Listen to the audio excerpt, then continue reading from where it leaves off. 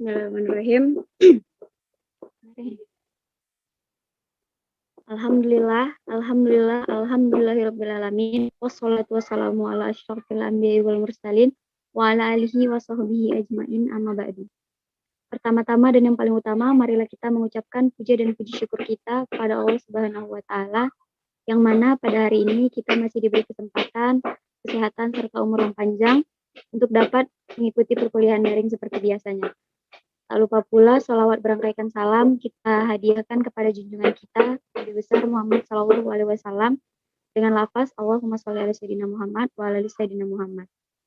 Baiklah, untuk menghemat waktu, kami dari kelompok 1 akan memberikan materi mengenai pengertian statistik dan penggolongan data statistik. Materi pertama akan disampaikan oleh Vina Fadilah. Kepada Vina Fadilah, saya persilakan.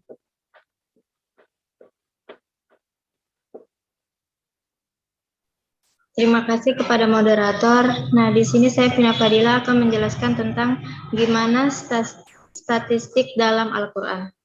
Selain dalam kegiatan mengumpulkan data, statistik juga sangat memperhatikan ketelitiannya dalam Al-Quran surah Maryam ayat 94 yang artinya sesungguhnya Allah telah menentukan jumlah mereka dan menghitung mereka dengan hitungan yang teliti. Nah, kemudian ada pengertian statistik dan statistik pendidikan.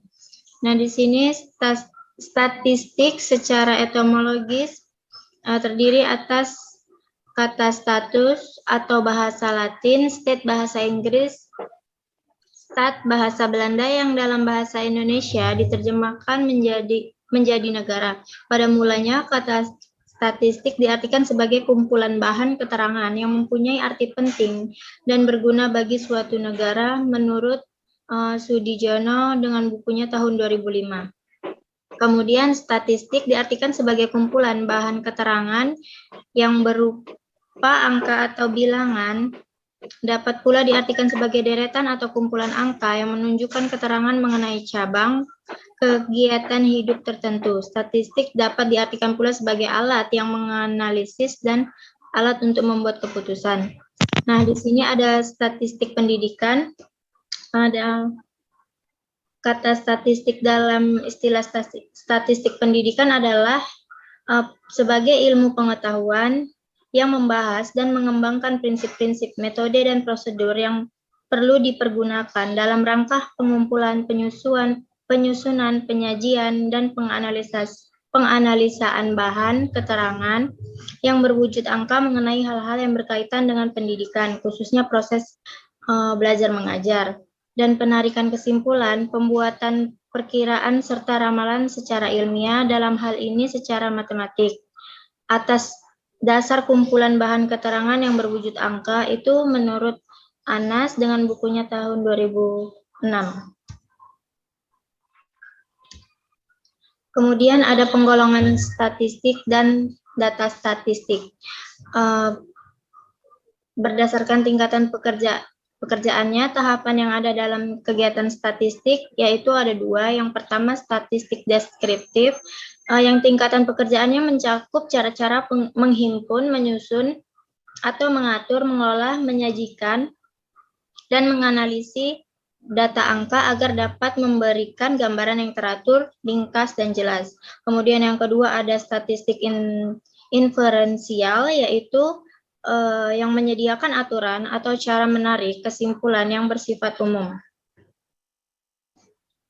Nah, di sini ada lanjutan dari data statistik, di mana ada contoh dari data kuantitatif dalam statistik. Bisa dilihat sendiri ada pemungutan suara, populasi ekspatriat, peserta acara, keragaman dan inklusi, median.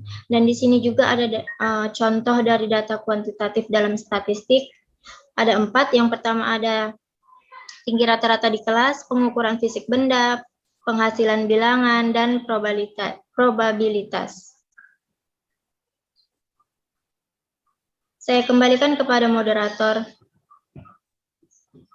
Baiklah, terima kasih kepada rekan saya Vina Fadila. Selanjutnya, materi mengenai sifat-sifat data statistik akan disampaikan oleh saya sendiri. Sifat-sifat data statistik ada 6. Yang pertama yaitu memiliki nilai relatif atau relative value. Nilai relatif dari sesuatu angka atau bilangan adalah nilai yang ditunjukkan oleh angka atau bilangan itu sendiri. Contohnya, nilai relatif dari angka 5 adalah bilangan 5 itu sendiri. Yang kedua, memiliki nilai batas nyata atau true value atau nilai sebenarnya. Nilai nyata dari sesuatu angka adalah daerah tertentu dalam suatu deretan angka yang diwakili oleh nilai relatif. Contoh nilai nyata dari angka 5 adalah daerah antara 5, 0, 5 sampai dengan 5, 0,5, yaitu daerah antara 4,5 sampai 5,5. Yang ketiga, memiliki nilai batas bawah relatif, nilai batas atas relatif, nilai batas bawah nyata, dan nilai batas atas nyata. Yang keempat, yaitu data statistik berbentuk kelompok memiliki nilai tengah atau poin. Bilangan yang terletak di tengah-tengah deretan bilangan tersebut, contohnya deretan bilangan 5, 6, 7, 8, dan 9, mempunyai nilai tengah 7. Sifat yang kelima yaitu data statistik sebagai data angka. Proses perhitungan data ini tidak menggunakan pecahan, melainkan sistem desimal. Contohnya pecahan 1/2 harus diubah menjadi 0,5. Selanjutnya yang keenam, data statistik sebagai data angka. Proses perhitungan dari data ini menggunakan sistem pembulatan angka tertentu. Contohnya, angka 0,1134392 dibulatkan menjadi 0,113. Baiklah, mungkin sekian materi yang dapat saya sampaikan. Materi selanjutnya akan disampaikan oleh rekan saya, Lira. Kepada Lira, saya persilahkan. Baik, terima kasih kepada pembekala. Nah, saya Lira Pirana akan membahas materi mengenai contoh-contoh pada penggolongan data statistik. Contoh-contohnya ada menurut sifat. Yang pertama ada data kualitatif. Data kualitatif adalah yang berbentuk kategori atau atribut. Contohnya itu misalnya ada harga emas hari ini mengalami kenaikan dan sebagian dari produksi barang A pada perusahaan X rusak. Dan yang kedua ada data kuantitatif, yaitu data yang berbentuk bilangan. Misalnya, luas bangunan hotel itu adalah 5.700 meter. Tinggi badan Sandi mencapai 170 cm dan banyak perguruan tinggi di kota B ada 4 buah. Selanjutnya, menurut sumber atau cara pemerolehannya. Yang pertama, data intern. Data intern adalah data yang diperoleh dari dalam objek penelitian itu sendiri.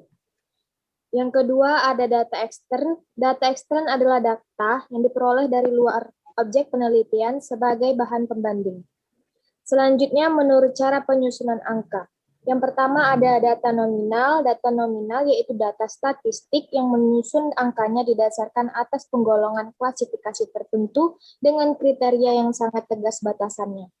Selanjutnya ada data ordinal. Data ordinal yaitu data statistika yang cara menyusun angkanya didasarkan atas urutan kedudukan atau ranking, atau juga dengan golongan dengan besaran pada setiap kriteria, jadi kriteria bisa jadi tidak sama. Selanjutnya ada data interval. Data interval yaitu data statistika yang terdapat jarak atau rentang yang sama di antara hal-hal yang sedang diselidiki oleh dipersoalkan dan tidak mempunyai angka nol mutlak. Yang terakhir ada data rasio. Data rasio yaitu memiliki ciri-ciri dari ketiga golongan tersebut di atas. Juga memiliki nilai nol murni atau absolut dalam artian secara matematis. Mungkin itu saja, saya kembalikan kepada moderator. Baiklah, terima kasih kepada rekan saya Lira Pirana. Materi yang terakhir akan disampaikan oleh kedua rekan saya, yaitu Fitria dan Umay. Kepada Fitria, terlebih dahulu kami persilahkan. Terima kasih kepada pembekala. Selanjutnya yaitu mengenai pengumpulan data statistik.